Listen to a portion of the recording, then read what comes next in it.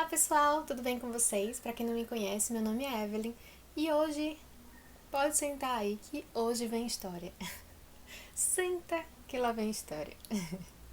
Como vocês já viram no título do vídeo, hoje a gente vai falar sobre aquele episódio que eu ia casar. Esse vídeo vai ser assim, meio sem corte, tá? Exceto, né, no caso de haver alguém abrindo a porta ou algum vizinho fazendo zoada. Mas eu quero simplesmente conversar com vocês. E quem me acompanha, né, lá no Instagram, há algumas semanas surgiu o assunto, né, desse momento da minha vida em que eu estava caminhando para o casamento e deu tudo errado, mas na verdade deu tudo certo. Graças a Deus.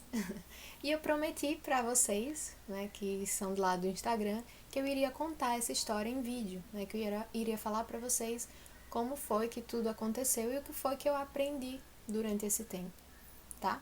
Então, vamos lá. Esse meu ex-namorado eu conheci pelo Instagram. Ele me adicionou por causa de eu seguir alguma página, nem lembro direito como foi, eu segui alguma página cristã, não lembro se foi algum comentário, enfim. E aí ele me viu lá e me adicionou. Só que aí eu tava em uma fase que eu tava tão bem, sabe? E aí eu não.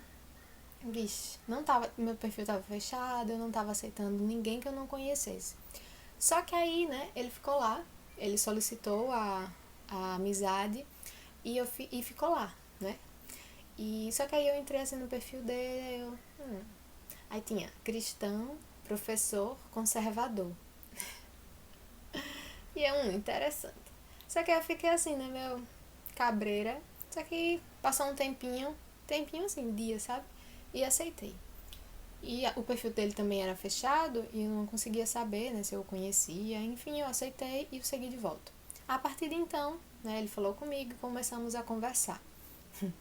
E foi, gente, meu relacionamento foi de 3 meses. Isso mesmo, em 3 meses eu estava caminhando para o casamento. E vocês vão entender, mas até vestido de noiva eu provei.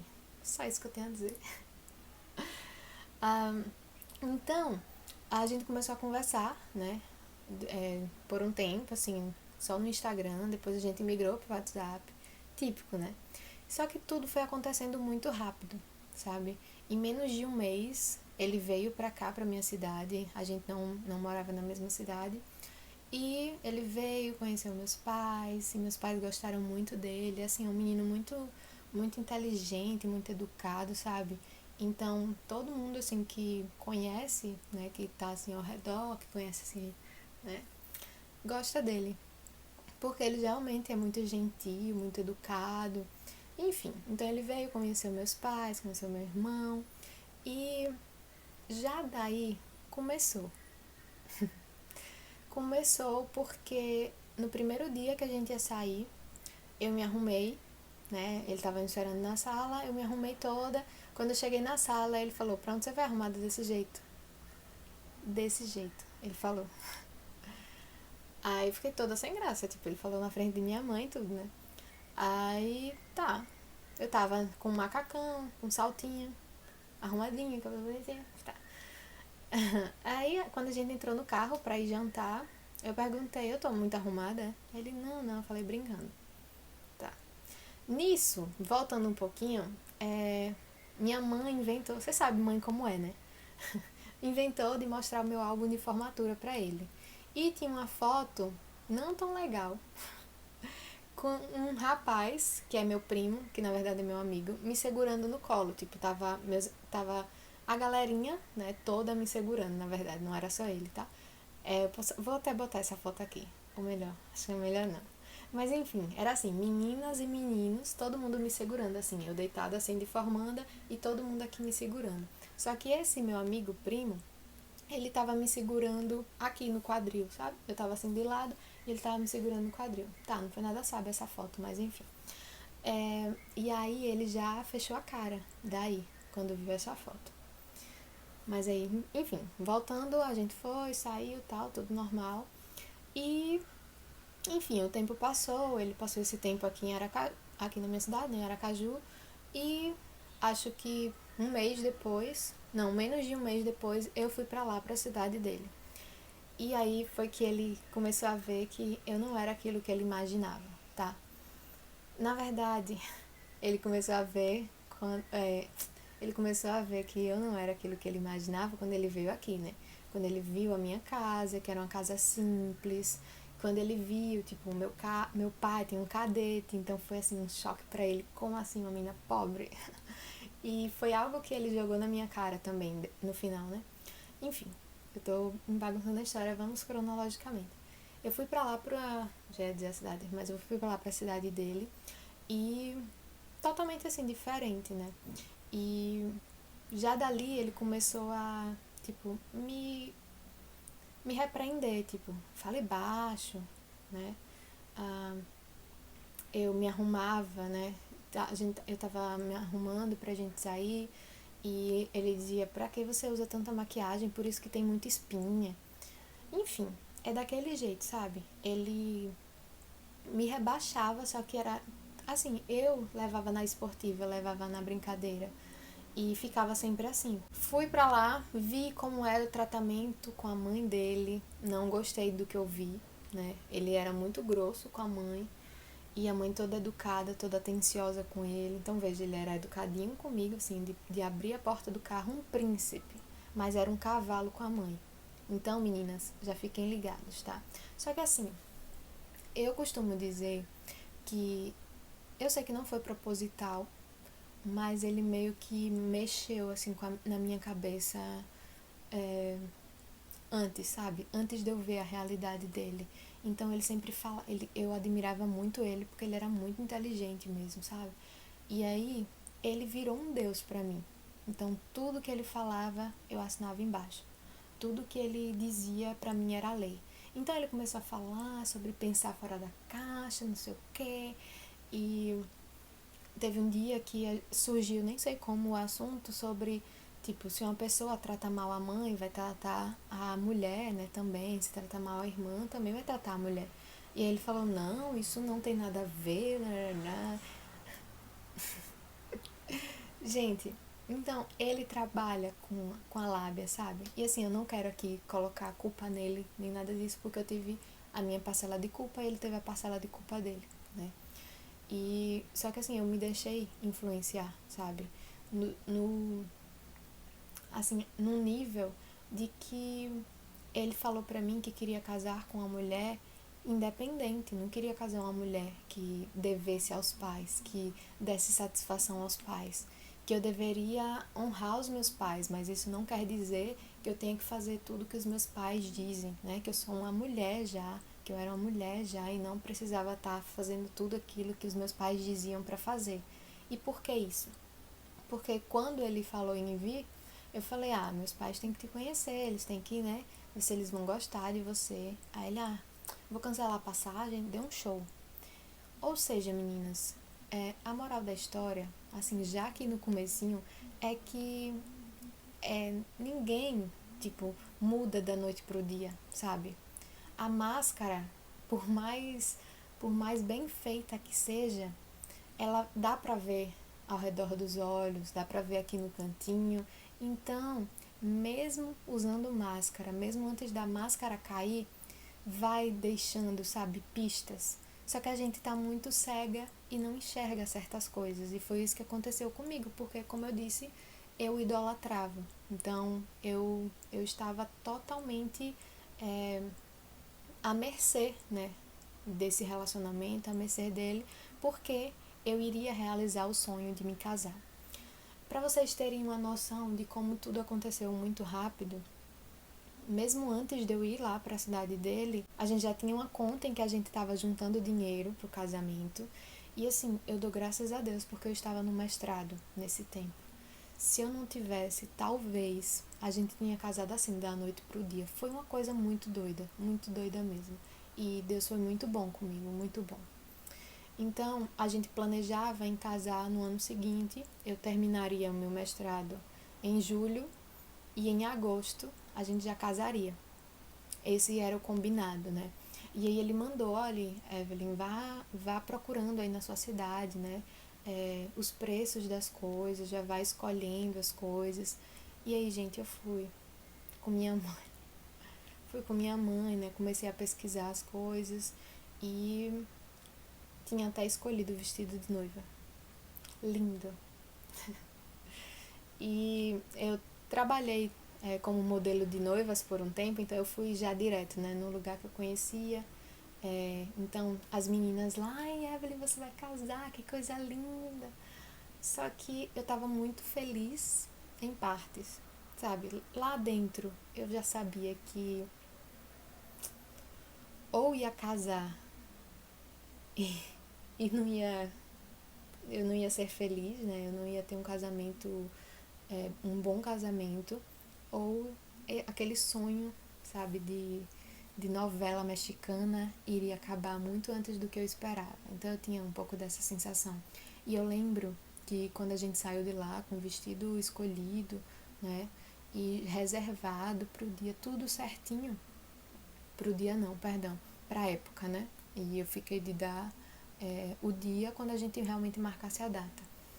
E eu lembro que quando a gente saiu de lá do Maison, minha mãe falou, eu não lembro o que foi que ela falou, mas eu lembro que eu falei assim, vamos ver, né, o que é que vai acontecer. E assim, não tinha acontecido nada, mas eu já tava assim, meio, sabe? Porque o que acontecia, ele era muito ciumento. Eu acabei me afastando de todo mundo, né? Eu me afastei das minhas amigas. Eu encontrava amigos na rua e eu dava a mão quando eles vinham me abraçar. Porque ele tinha uma amiga, mas ele dizia que a amizade entre homem e mulher não existia. E sabe, ele ia falando as coisas, ele não era agressivo, pelo menos não até então. Ele falava as coisas assim, sabe, numa sutileza, num amor. Não, olhe, preste atenção, veja essa situação. Imagine que você está passeando no shopping com seu pai, com sua mãe, e chega uma amiga do nada e abraça seu pai. Você acha que essa cena seria confortável? Aí eu fiquei, realmente. Então, sabe, ele ia mexendo assim com a minha cabeça de forma amorosa, sabe? E eu ia fazendo tudo o que ele queria, tudo o que ele queria. Então eu me afastei, eu postava foto, ele dizia, agora tá querendo ser blogueirinha, é? E tipo, eu sempre fui uma pessoa que gostei muito de tirar foto, e não só minha, mas das coisas, né? Tipo, meu pai até falou depois, né? Eu vi a Evelyn que quando a gente tava indo pra casa, você sempre gostava de tirar foto do pôr do sol e nem isso você fazia mais. Então eu realmente me fechei. Eu realmente fiquei ali no meu mundinho, meu e dele, entendeu? E todo o resto ficou de fora. Todo o resto ficou de fora. Da última vez que eu fui lá na cidade dele, ele já estava me tratando assim bem, bem diferente. Inclusive, um pouco antes de eu ir, acho que na semana que eu ia pra lá, ele falou que se eu não tivesse comprado a passagem, ele ia dizer pra eu não ir. E eu com a minha cara lisa ainda fui pra lá. E isso porque alguns dias antes tinha sido o dia dos namorados. E aí ele me falou que não sentia que ele tinha uma namorada, que a distância, né, não estava fazendo bem a ele. E começou a falar que a depressão estava voltando. E aí entrou, assim, em um período bem difícil pra mim, sabe? Porque eu ficava justificando as atitudes dele comigo com a depressão. Então eu comecei, né, a estudar sobre, a tentar entender mais sobre a depressão. E eu ficava, não, é a depressão falando por ele, não é ele não. Entende? Eu sempre justificava as atitudes dele com a doença, com a enfermidade. E a gente não pode fazer isso, né? Pelo contrário, hoje, né, conhecendo a palavra, a gente pode não, a gente tem que ter paciência, mas a gente não pode, né, cair nessa de justificar um pecado por causa da circunstância. De forma alguma, a gente vai exortar em amor, a gente vai ter paciência, mas a gente vai dizer, olha, você tá errada, você tá errado, tá? Então, só um parênteses aqui. Mas, enfim, dessa vez eu já fui, assim, acabada, né? Pela forma que ele estava me tratando, eu já fui, não, eu quero conversar pessoalmente, mas acho que ele vai terminar comigo. Só que eu fui, né? Acabou que ficou tudo normal, né? A gente conversou sobre, Ele falou sobre a questão da depressão, falou sobre a questão da distância e tal. Mas a gente deu prosseguimento, né? Porque eu já imaginei que do aeroporto mesmo eu ia ficar e ia voltar. Ou ficava na casa de uma amiga, na verdade uma colega minha, tentaria ficar na casa dela, né?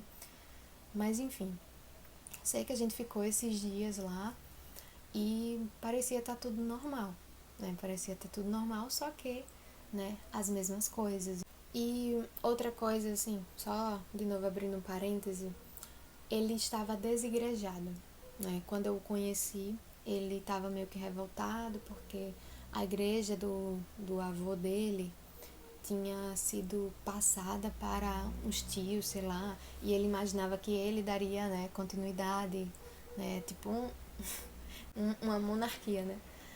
Mas, enfim. Só que assim, tudo isso aconteceu bem no iniciozinho da minha fé, né? O que eu considero o início da minha fé. Então eu não tinha ainda muita base, né, do Senhor. Não tinha muito conhecimento acerca do Senhor, acerca de sua palavra. Então, qualquer coisa me levava, entendeu? E como eu estava apaixonada, eu estava achando que eu iria realizar o sonho da minha vida, né? De casar, de construir uma família, e ele, né, todo conservador, e falava sobre seus sonhos de ter filhos e tal. Então, ele realmente era uma pessoa apaixonante, sabe?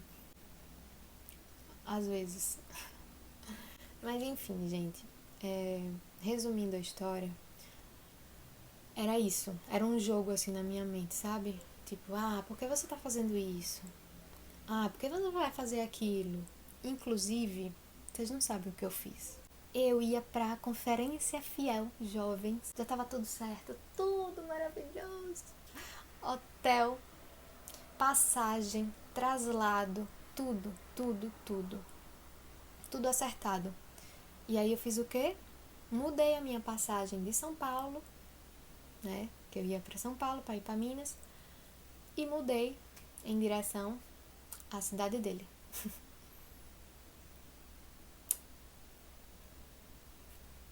Mas enfim, mudei. Perdi a Fiel. Então, mas aí, resumindo a história, né? Ele não me pediu pra ir pra lá, pra cidade dele, ao invés de ir pra Fiel. Mas ele jogava comigo. Ele dizia, rapaz, você vai gastar muito dinheiro, não sei o quê. Nossa, não sei quanto pra uma menina que faz mestrado e só ganha tanto, sabe? E aí quando eu falava, amor, vou pra aí. Então, ao invés de ir lá, ele, não, vá. Não, pode ir. Eu falei, então bora comigo. Aí ele falava, não, tem que trabalhar, não sei o quê. Também é um gasto muito grande, não sei o quê. Outra vez ele falava, essas conferências assim, eu já sei como é. Já sei como é, né? É pra conhecer pessoas. Os meninos vão pra conhecer as meninas vão pra conhecer os meninos. Não tem compromisso, não tem isso, não tem aquilo. Enfim, tudo isso foi, né, entrando na minha mente. E eu mudei a passagem, cancelei a hospedagem. E enfim. Então veja, tudo isso acontece muito fácil se a gente não está alicerçado no Senhor. Então ele mudou assim muita coisa na minha cabeça, sabe? Então, por exemplo, ele questionava muitas coisas a respeito da palavra de Deus. E eu, é verdade. Ele, não, tem que pensar fora da caixa, que não sei o quê. O dízimo mesmo. O dízimo, né? Não tem no Novo Testamento falando que é pra dar o dízimo, não sei o quê. E, enfim, ele ia, sabe? E eu começava, é verdade, né? Não sei o que, sabe? Tudo isso por quê? Porque não tem conhecimento da palavra de Deus. Porque falta o essencial, conhecer a Deus. Falta o essencial, saber qual a vontade do Senhor, qual a nossa identidade no Senhor, como nós podemos agradá-lo e glorificá-lo através das nossas vidas, através dos nossos relacionamentos. Então tudo isso estava assim, na superfície. E eu fui levada, sabe? O vento passou assim e me levou muito fácil, muito fácil. A minha casa estava alicerçada sobre a areia. Sabe aquelas areias bem fofas de praia? Pois é, estava alicerçado sobre a areia. O vento passou e arrastou tudo. Arrastou tudo. Se não fosse a misericórdia do Senhor, hoje eu estaria casada e sabe-se lá Deus o que tinha acontecido comigo. Mas é outra coisa também que ele questionava, né? E veja, Ele gostava de Caio Fábio, me mandava os vídeos de Caio Fábio. Eu nem sabia quem era, mas ia consumindo. Achava também muito sábio, muito conhecedor.